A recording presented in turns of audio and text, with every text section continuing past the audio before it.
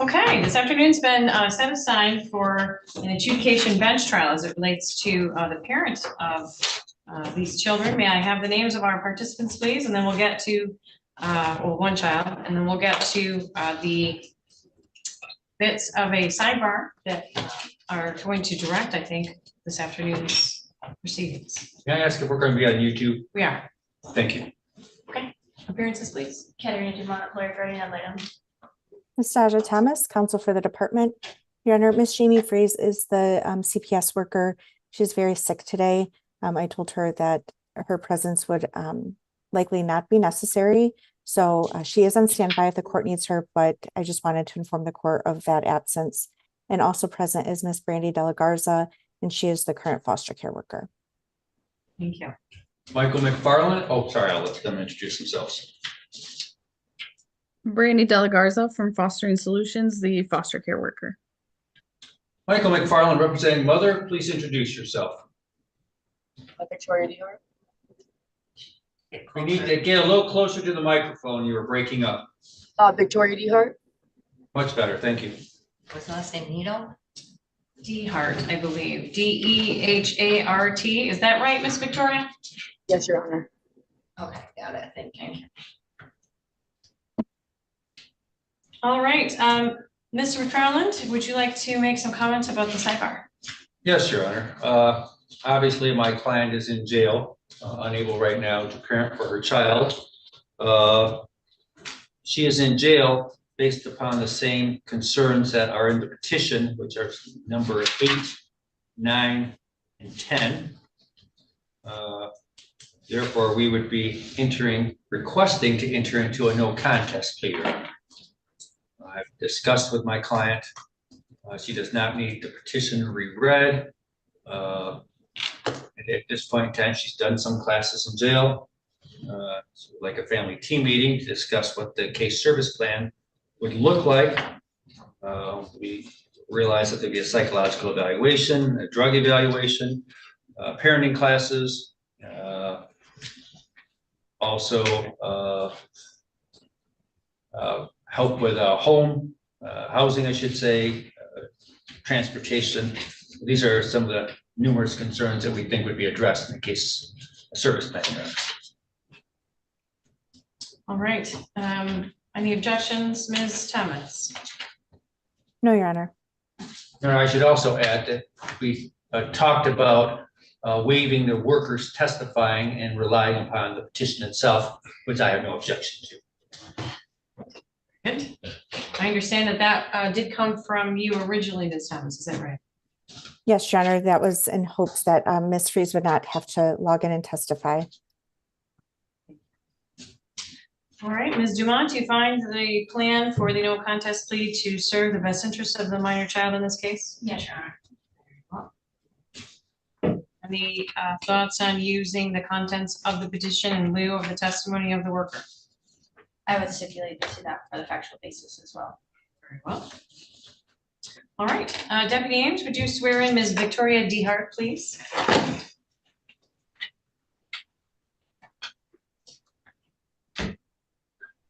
Is she on the screen, Your Honor? Yes, she's coming to us from jail. Thank you.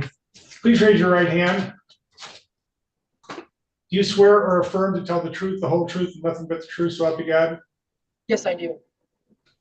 All right, Ms. Dehart, have you been able to look over a copy of the petition dated September 20th, 2024? Yes, I have, ma'am. Very good. You had a chance to talk to Mr. McFarland about that? Yes. All right. Before this in the breakout room. Okay, good. So he's put on the record that you'd like to enter a no contest plea, meaning that you wouldn't admit necessarily immediately to me what's been happening in the petition, but rather that I would consider what's in the petition to be accurate completely. In other words, if I accept your no contest plea, I am accepting effectively what's in the petition in its entirety. Do you understand that? Yes, ma'am. Very well. And there would be a case services plan built around that, which Mr. McFarland has already talked about some of the things that would be asked of you to accomplish. Did you hear all that? Yes, Your Honor. All right. All right, if I accept your plea, you're giving up your right to a trial by judge or a trial by jury, the right to have the petitioner prove the allegations in the petition by a preponderance of the evidence, the right to have witnesses appear against you and testify under oath at trial, the right to cross-examine those witnesses, and the right to have the court subpoena any witnesses that you believe could give testimony in your favor. Do you understand you'll be giving up or waiving the rights I've just indicated to you if you enter a no contest plea? Yes, Your Honor. With regard to the consequences of your plea, or in other words, what will happen, the court will do the following. There will be continued investigation by the caseworker to see what the problems are in your family and how and whether they can be solved. The court could dismiss the case if there's no need for the court to be involved. If it appears that there's a problem that may be solved, the court can make the children temporary wards of the court, place them with mother or father or with relatives or in a foster home, and order programs for you and your child, such as counseling, drug and alcohol treatment assessments, and parenting classes. If it appears that you will not be able to provide a proper home for the child in the reasonably foreseeable future, the court could terminate your parental rights. In regard to the plea itself, the plea can also later be used as evidence in a proceeding to terminate your parental rights. Do you understand the consequences of your plea, Ms. DeHart? Yes, Your Honor. Do you have any questions about any of the information I've given you so far? No, Your Honor. Is anyone making you enter a no contest plea? No, Your Honor. Has anyone threatened you in order to get you to enter a no contest plea? No, Your Honor. Has anyone promised you anything in order to get you to enter a no contest plea? No, Your Honor. Are you under the influence of drugs, alcohol, or anything else that could get in the way of you understanding what you're doing this afternoon? No, Your Honor. Very good. Would you say your decision to enter a no contest plea is one you've made of your own free will? Yes. Yes, Your Honor. All right. All right, as I look at the petition, for purposes of the factual basis of the plea,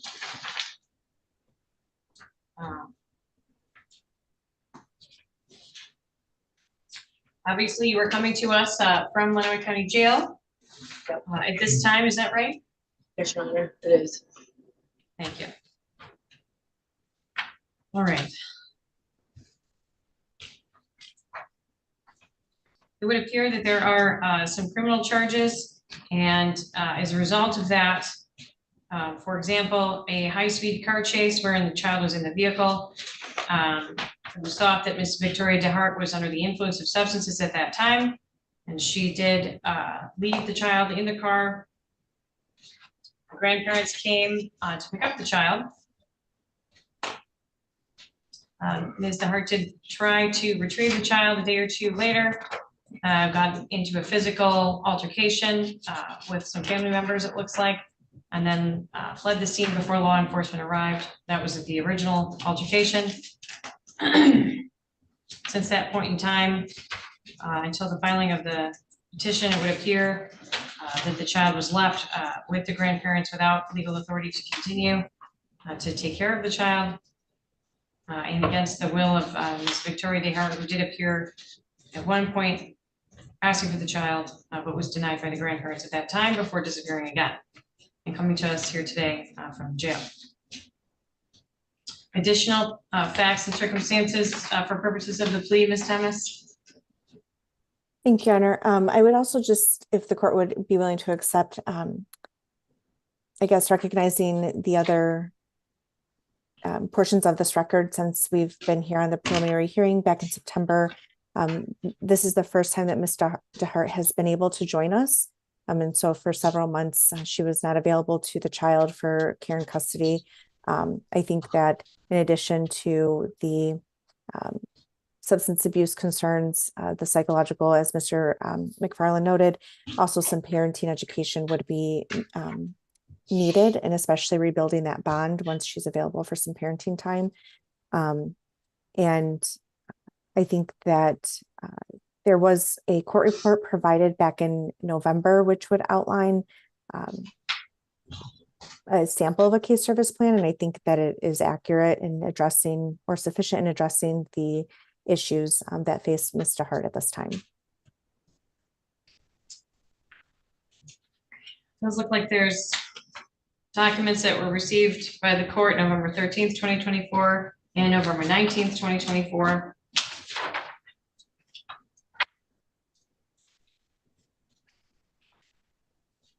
Another set of documents filed January 6th, 2025. Are you asking about all of that or a section of those? Your Honor, for the factual basis, just the petition. I noted that simply for the record, so we can develop the case service plan and or admit it in the future based on those facts that we also have. As to the factual basis, Mr. McFarland.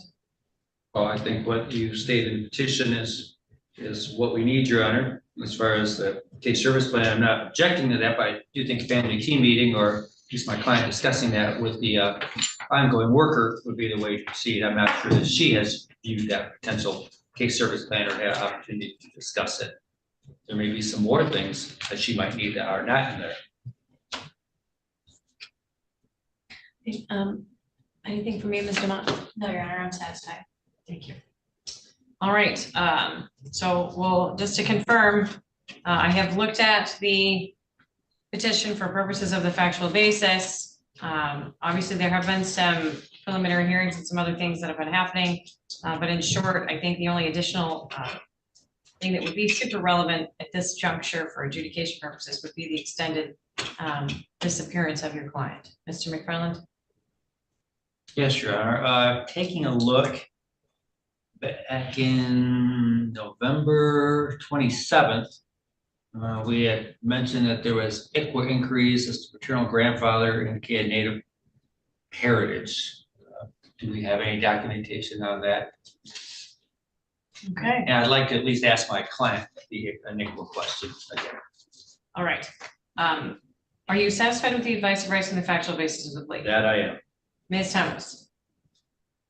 I am, Your Honor. Mr. Yes, Bush? Your Very good. Court is also satisfied that the plea is knowingly, understandably, and voluntarily made with a full understanding of the consequences. And I would agree. I think as it relates to this case, we were looking for some Native American heritage searches, whether they were historical or current. Ms. Thomas, could you speak to that? Your Honor, my file indicates that ICWA documentation was sent out on or about September 20th. The court should have received a memo on or about September 25th with that information.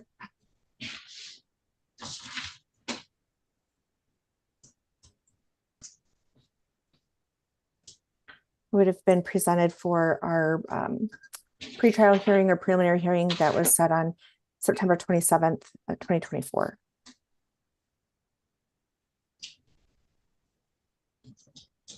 A memo? Yes, Your Honor, there should have been all of the, it's about 21 pages in length. And so the inquiry with the certified receipts and the petition as to what was sent, is included. I've pulled up my notes. Okay, so it looks like on the legal parentage issue, we were looking for a copy of the order or the AOP and also a death certificate potentially for Mr. Tyler Hubble.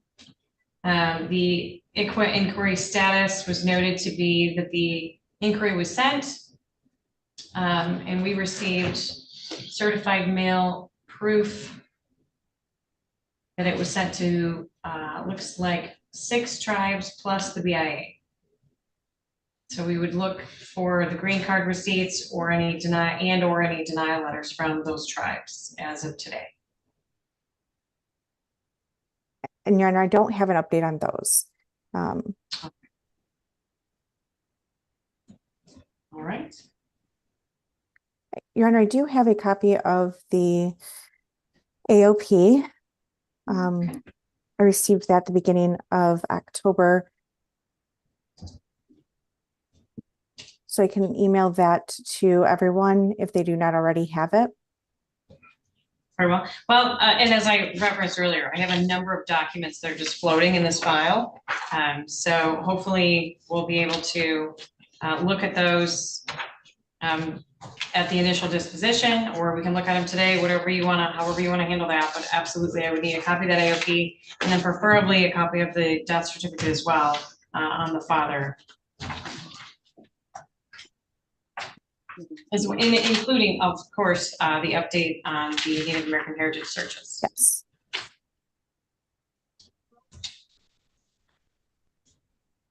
Your Honor, I would ask just to be able to submit any of those things at the initial disposition, just to ensure working between the department and the foster care agency that we have all of those things for you. That's fine with me. Okay, so did that answer your question then, Mr. McFarland, on the ICWA? It did, Your Honor. Thank you. Very good. All right, so for purposes of the adjudication order, I will indicate that there are several sections of MCL 712A.2B that apply in this particular case, specifically that home or environment by reason of criminality. And that includes, of course, the use of illegal substances as well, impacting the parenting of Ms. DeHart, as well as failure to provide care and custody for the child or other care, in fact, as well, indicated as necessary for him. And now let's look for the initial disposition date. It did occur to me, the one question I had is from my client, and if I could ask her that one. Okay. Ma'am, do you have any Indian blood in your family line that you are aware of? Yes, I do. Okay, and what tribe do you believe that might be? I know we had Cherokee, we had Blackfoot. I think that's what I know of so far. Are there any relatives alive who could provide any additional information on that? No, but my mom's dad, my grandpa Joe, right before he passed away from lung cancer, he had done a search, and he knew that he had enough, and that my mom would have enough, and I should. So. Okay, I can't understand what you're saying. Could you slow down, please, and get a little closer to the microphone? Pick up with your grandfather. Yeah, my dad and my grandfather. So my mom's side and my dad's side both have it. Thank you. All right, thank you. And would your mother or father be to contact people to ask that question? If they had the paperwork. If they can provide the worker with any knowledge that they have. I'm not quite sure, but they might be able to. If yes. Okay, thank you. That's what I need to ask you. Thank you. It would appear that the inquiry was conducted in cooperation with the grandparents, but we'll ask for the confirmation of that at the next hearing, because I know Ms. DeHart was not available to us at that initial inquiry stage, and nevertheless, there were 6 tribes plus the BIA that were requested to do that search, including a couple of different Cheyenne and Cherokee tribes. But we can continue to look at that moving forward. All right, anything else before we find our disposition date? No, thank you. Very well.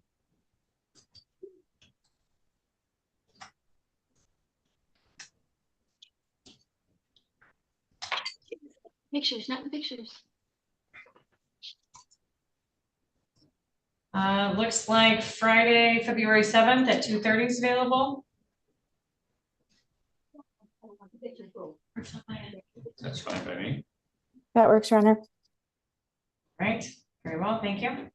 Mr. McFarland, would you like us to make some time for you to talk with your client about the proposed case services plan that was provided before we let her go for today, or would you prefer that she just try to get a hold of you if and when she... How about now? I think that'd be the best way for me to do that. Okay, very good. All right, so Ms. DeHart, what's going to happen now is Mr. McFarland's going to talk with you about the proposed case services plan, which will be what the court will be discussing on Friday, February 7th at 2:30 for purposes of your initial disposition. The case services plan would track progress that's been made by you on some of the issues that were identified today as you try to improve your situation both for yourself and your child. Do you have any other questions? No, Your Honor. Very good. Between now and when we come back on the 7th at 2:30, the child will remain placed with relatives from both sides in continuing to enjoy that bond and support as Ms. Victoria DeHart begins her journey in deciding what services she might want to undertake. so that she might be available to her son in the future. But for now, he is placed in the safest and least restrictive circumstances. Would you wish to make any other reports or comments today, Ms. Dumont? Your Honor, I did file a physical report, but I did meet with the minor child on Friday at his school. He's in Head Start, he's doing well. I spoke with both the DeHarts and the Hubbles with regards to their stipulation on parenting time.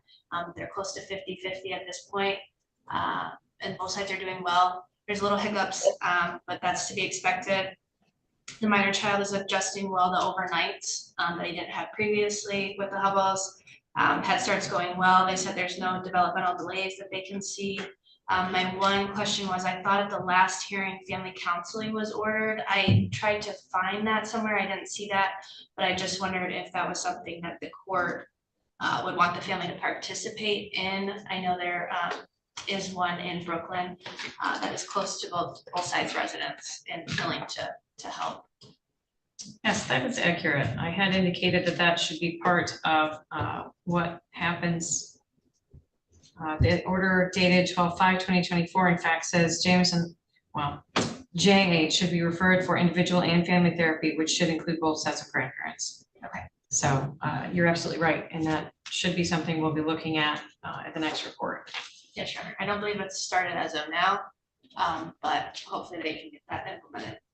Great, thank you for asking. Your Honor, how do we wish to address parenting time in the event my client is released prior to our next court hearing? Well, we would leave that to be arranged by the caseworker, which means that she'll have to be reaching out to Ms. DeHart to monitor obviously her progress on her criminal case, as well as to find a way that best serves her opportunity for supervised parenting time between now and when we come back. In other words, family team meeting is the best way to approach that, or to allow the caseworker to tackle that, considering that your client's coming to us currently from Monterey County Jail, and then there may be changes between now and when we come back. That's what I anticipate, Your Honor. Any other issues for today? I'm just checking to see if attached to the court report is the case service plan. Yes, it was attached to one of the packets. I have a proposed one up here if you need it. It's not for today, Mr. McFarland, it was for the November hearing. I'll borrow the court's pack, maybe. Oh, I do. I have the proposed case service parent plan agency agreement. I have it. All right, anything else for today? I may stay here if it's easier for me to read this and then Zoom with her than Sure. hit screens. All right, we're going to leave Mr. McFarland in the courtroom. Thank you all.